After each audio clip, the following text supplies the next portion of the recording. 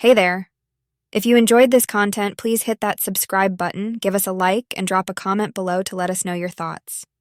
Your support helps our channel grow, and we truly appreciate it. Thanks for being a part of our community. Blackwood Manor had always been a place of mystery and dread in the small, secluded town of Ravenwood. It stood on the outskirts, surrounded by dense, ancient woods that whispered secrets of times long past. The manor's dark history was a source of chilling tales passed down through generations. The manor was a grand, imposing structure with turrets that seemed to reach for the heavens and windows that glistened like vacant eyes. It had been abandoned for as long as anyone could remember, its doors bolted shut, and its gardens choked with thorns and thistles. But on a particularly cold and moonless night, something changed. The townspeople claimed to have seen lights flickering within the manor and heard faint, eerie melodies drifting through the still air. It was as though the long-slumbering spirit of Blackwood Manor had awakened, and its presence seeped into the very soul of Ravenwood. Amelia Roberts, a young woman with an insatiable curiosity and a fascination for the supernatural, couldn't resist the allure of Blackwood Manor. She had recently moved to Ravenwood to escape the bustling city, seeking solace in its serene landscape. However, the manor's tales drew her like a moth to a flame. One gloomy afternoon, as rain tapped against her window, Amelia decided to pay a visit to the enigmatic mansion. Armed with a small backpack filled with candles, a flashlight, and a journal, she set out to uncover the truth about Blackwood Manor. The path leading to the manor was overgrown with thorny bushes, as if nature itself had conspired to keep intruders at bay. Amelia's heart raced as she approached the massive front doors. The wood was ancient and rotting, covered in moss and decay. With a creak that seemed to echo through the ages, she pushed the door open. The air inside was heavy and oppressive, and a musty smell permeated the ground foyer. Cobwebs stretched from the chandeliers, and dust danced in the dim light. As she ventured further into the manor, Amelia couldn't shake the feeling that she was being watched.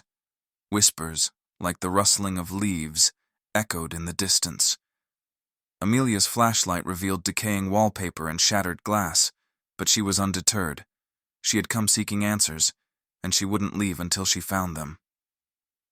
As she ascended the grand staircase, she heard faint footsteps behind her.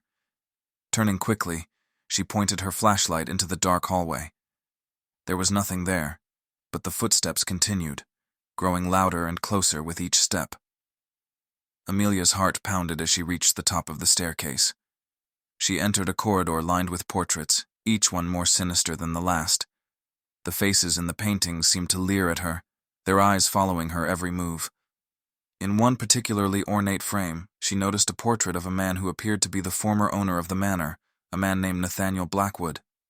His eyes were dark and hollow, and his lips curled into a malevolent smile. As she stared at the painting, the eyes seemed to come alive, boring into her soul. Amelia quickly turned away, her heart racing. She needed to find the source of the footsteps, to unravel the mysteries of Blackwood Manor. She followed the sound down another corridor, the footsteps growing louder and more insistent. Finally, she came to a door at the end of the hall. It was slightly ajar, and a soft, eerie glow emanated from within. Amelia pushed the door open, and her breath caught in her throat. Inside the room was a grand piano, its keys covered in a layer of dust. The room was bathed in an otherworldly light that seemed to come from nowhere. The piano began to play on its own, its keys moving as if by invisible fingers. The haunting melody filled the air, sending shivers down Amelia's spine. As she watched in awe and terror, a figure materialized beside the piano. It was a woman, dressed in a flowing gown that seemed to be made of mist. Her hair was long and dark, and her eyes glowed with an unnatural light. "Who are you?" Amelia stammered, her voice trembling. The woman's lips curled into a sad, wistful smile. "I am Isabella Blackwood," she whispered. "I have been trapped in this place for centuries, bound to the piano by a curse. I can never leave, and I can never rest." Amelia's heart went out to the spirit before her. "How can I help you?" Isabella's eyes seemed to plead with her. "There is a way to break the curse, but it is dangerous. You must find the lost pages of my husband's journal. They contain the incantation that can set me free. But beware, for Nathaniel's spirit still lingers in this place, and he will stop at nothing to prevent you from finding the truth. Determined to help Isabella, Amelia accepted the quest. She ventured deeper into Blackwood Manor, searching for clues that would lead her to Nathaniel's journal. Along the way, she encountered more supernatural phenomena, a chilling cold that seemed to seep into her bones, objects moving on their own, and whispers that echoed through the halls. As Amelia explored the manor, she discovered secret chambers hidden behind false walls and secret passages that led to forgotten rooms. In one room, she found a dusty old journal, its pages yellowed with age. It was Nathaniel's journal, filled with his writings and sketches of arcane symbols. Amelia pored over the journal, deciphering the incantation that could break the curse binding Isabella. She knew she had to perform the ritual, but she couldn't shake the feeling that she was being watched. Nathaniel's malevolent spirit seemed to be closing in, and his presence grew stronger with each passing day. Finally, the night came when Amelia was ready to perform the ritual. She stood before the grand piano, the journal open in front of her. The room was filled with an eerie silence, broken only by the faint sound of Isabella's ghostly sobs. Amelia began to recite the incantation, her voice trembling with fear and determination.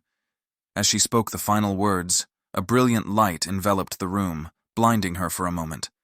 When the light faded, she saw Isabella standing before her, her form solid and real.